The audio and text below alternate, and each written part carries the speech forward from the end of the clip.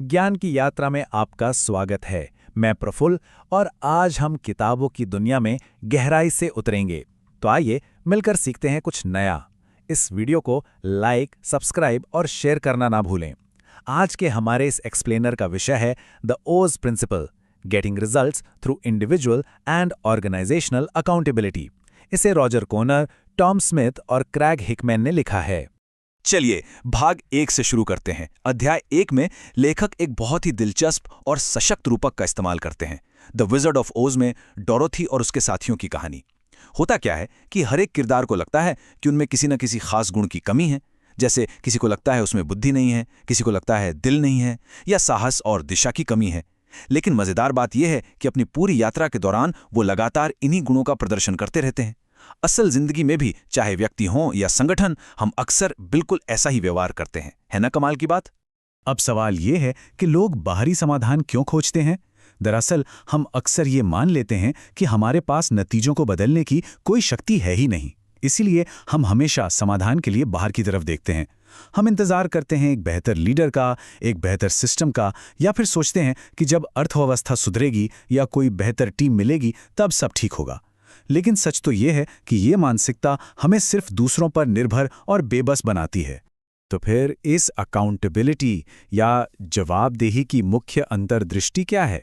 लेखकों का बहुत ही स्पष्ट तर्क है कि असली बदलाव तब शुरू होता है जब हम ये पहचान लेते हैं कि परिणामों को बदलने की शक्ति हमारे भीतर ही निहित है, बाहर नहीं। और यही तो जवाबदेही की नींव है। अब सोचिए, संगठनों के लिए ये इतना महत्वपूर्ण क्यों है? क्योंकि जो टीमें सिर्फ बाहरी मदद का इंतजार करती हैं वो एक जगह ठहर जाती हैं। वहीं दूसरी तरफ जो टीमें जिम्मेदारी अपने कंधों पर लेती हैं वो अनिश्चितता के दौर में भी तेजी से आगे बढ़ती हैं। आगे बढ़ते हैं भाग 2 की ओर। दूसरे अध्याय में जवाबदेही को बिल्कुल एक नए नजरिए से देखा गया है। अक्सर हम जवाबदेही को एक सजा या दंडात्मक चीज मानते हैं, लेकिन यहाँ इसे एक सकारात्मक और सशक्त बनाने वाली शक्ति के रूप में फिर से परिभाषित किया गया है। आसान शब्दों में कहें तो जवाबदेही का मतलब है एक व्यक्तिगत विकल्प। लेखक इसे परिस्थितियों से ऊपर उठने और अपने मनचाहे परिणाम हासिल करने के लिए सोच समझकर जिम्मेदारी लेने के सचेत विकल्प के रूप में देखते हैं। और इसी बात को समझाने के लिए वो एक बहुत ही मशहूर मॉडल सामने रखते हैं। अबव द लाइन यानी उच्चतर स्तर बनाम बिलो द लाइन यानी निम्न स्तर। जब हम अबव द लाइन काम करते हैं तो हम चीज़ों का स्वामित्व लेते हैं, पहल करते हैं और समस्याओं का समाधान निकालते हैं।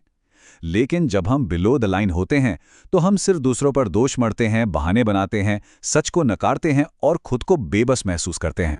इस जवाबदेही को हासिल करने के 4 मुख्य चरण हैं। इसे देखो, अपनाओ, हल करो, करो का ढांचा कहा गया है, जो असल में इस पूरी किताब की रीढ़ है। हर एक चरण हमारी मानसिकता में एक बड़ा बदलाव लाता है। सबसे पहले इसे देखें, यानी जो जैसी वास्तविकता है उसे स्वीकार करें। फिर इसे अपनाएं, मतलब जिम्मेदारी को स्वीकार करें। तीसरा है इसे हल करें, यानी समाधान खोजें। और अंत में इसे करें, यानी उस पर कार्रवाई करें। नेतृत्व के नजरिए से देखें तो जो लीडर्स खुद जवाबदेही का उदाहरण पेश करते हैं वो एक ऐसा कल्चर बनाते हैं जहां लोग पीछे हटने के बजाय हमेशा आगे बढ़कर काम करते हैं। लेकिन क्या होता है जब हम ऐसा नहीं करते? तीसरे अध्याय में पीड़ित चक्र या विक्टिम साइकिल का बहुत गहराई से विश्लेषण किया गया है। ये एक ऐसा मनोवैज्ञानिक जाल है जिसमें व्यक्ति और बड़े बड़े संगठन अक्सर फंस जाते हैं।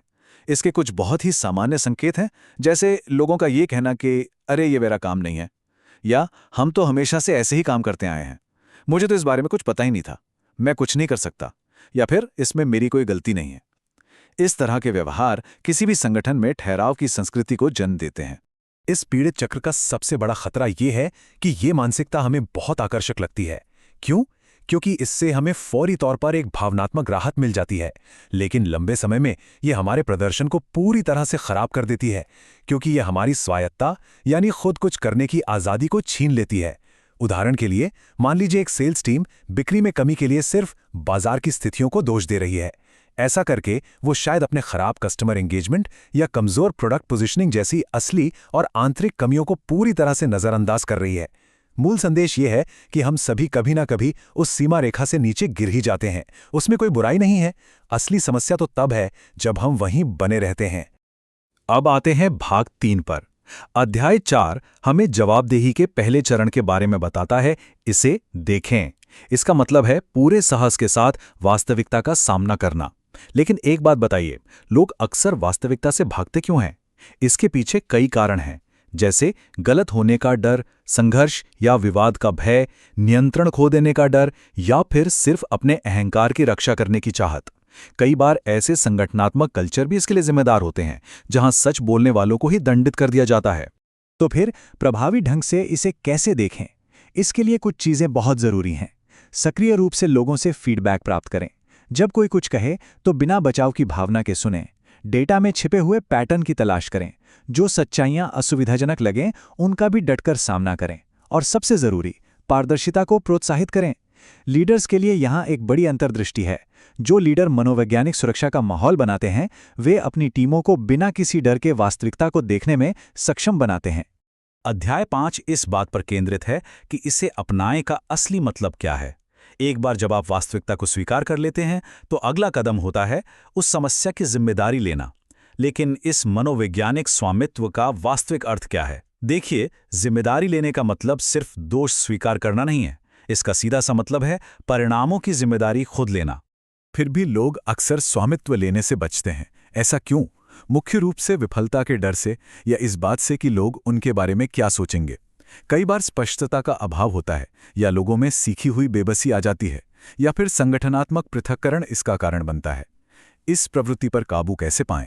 लीडर्स को चाहिए कि वे अपेक्षाओं को बिल्कुल स्पष्ट करें, पहल करने को प्रोत्साहित करें, जो लोग जिम्मेदार व्यवहार दिखाएं उन्हें पुरस्कृत करें, और सबसे अहम बात, एक नेता के रूप में खुद भी आदर्श स्वामित्व का उदाहरण प्रस्तुत करें। चलिए इसे एक उदाहरण से समझते हैं। एक प्रोजेक्ट मैनेजर जो ये कहता है कि मुझे एनालिटिक्स टीम से डेटा नहीं मिला, वो बिलो द लाइन यानी निम्न श्रेणी में काम कर रहा है। वो बस दोषारोपण कर रहा है। इसके विपरीत एक जवाबदेह लीडर कहेगा, मैं डेटा प्राप्त करने या योजना में बदलाव करने का कोई ना कोई तरीका जरूर ढूंढूंगा। देखा आपने? यही है सच्ची जवाबदेही।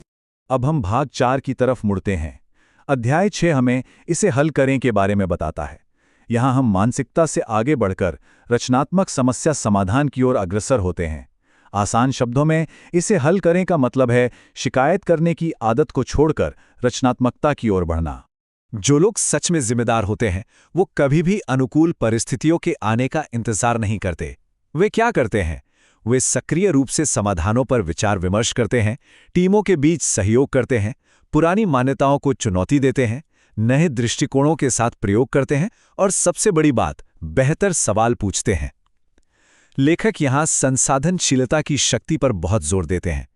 इसे हल करें का मतलब ये बिल्कुल नहीं है कि आपके पास सभी सवालों के जवाब हों। बात बस इतनी सी है कि आप उन्हें खोजने के लिए तैयार रहें। इसे एक संगठनात्मक उदाहरण से समझते हैं। मान लीजिए एक ग्राहक सहायता टीम है जिसके पास लगातार शिकायतें बढ़ रही हैं। अब वो इसे कैसे हल करेंगे? वे कॉल लॉग का विश्लेषण कर सकते हैं, अपनी स्क्रिप्ट को फिर से डिजाइन कर सकते हैं, उत्पाद बनाने वाली टीमों के साथ सहयोग कर सकते हैं, या फिर ग्राहकों के लिए स्वसेवा उपकरणों को प्रस्तुत कर सकते हैं। यह सॉल्व इट को लागू करने का एक बेहतरीन और व्यवहारिक उदाहरण है। अब आते हैं अध्याय 7 पर। इसे करें यानी कार्रवाई के माध्यम से परिणाम प्राप्त करना।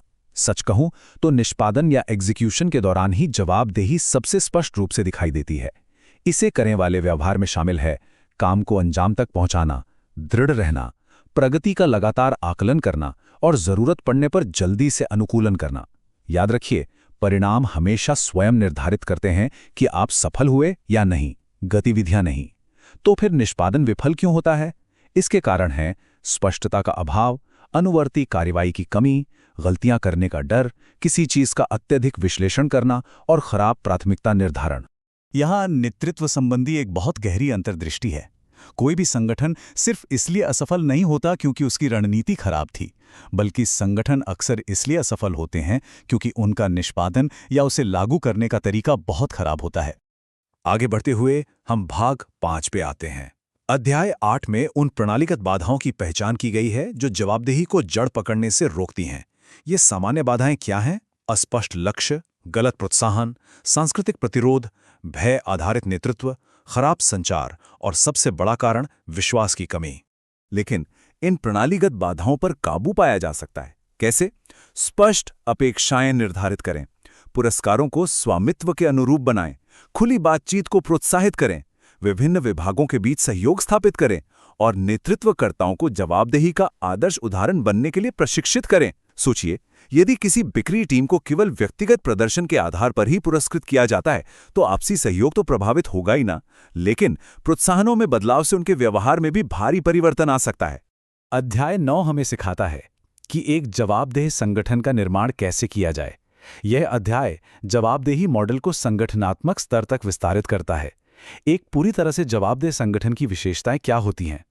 उनके स्पष्ट लक्ष्य और मापदंड होते हैं, पारदर्शी संचार होता है, क्रॉस फंक्शनल संरेखण होता है, ऐसे नेता होते हैं जो स्वामित्व का आदर्श प्रस्तुत करते हैं, ऐसी प्रणालियां होती हैं जो जवाबदेही को मजबूत करती हैं और ऐसी संस्कृतियां होती हैं जो खुलकर बोलने को हमेशा प्रोत्साहित करती हैं।